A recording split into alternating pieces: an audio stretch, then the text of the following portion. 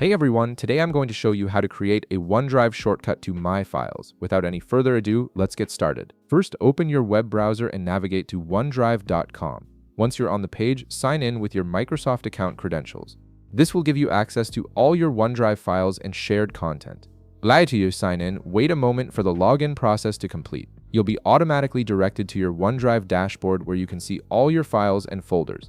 This is your main workspace where you'll manage everything stored in your OneDrive account. Now, to create a shortcut to shared files in your My Files section, look at the left side menu of your screen. You'll see several navigation options there. Click on the Shared menu. This section is specifically designed to show you all the content that's been shared with you by others or that you've shared with them. Once you click on Shared, you'll notice two tabs at the top of the main area. These tabs are Shared by You and Shared with You. The Shared with You tab is what we need for this tutorial, so click on it. This tab displays all the folders and files that other people have shared with you, giving you access to collaborative content.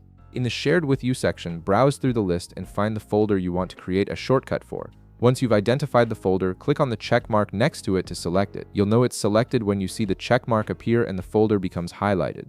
After selecting your folder, an action menu will appear at the top of the screen. This menu contains various options for managing the selected item. Look through the options and click on the Add Shortcut to My Files drop-down button.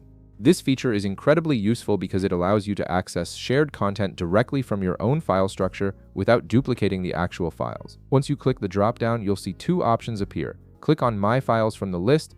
This tells OneDrive exactly where you want the shortcut to be placed. The system will immediately create the shortcut and place it within your My Files folder, making it easily accessible whenever you need it. And that's it.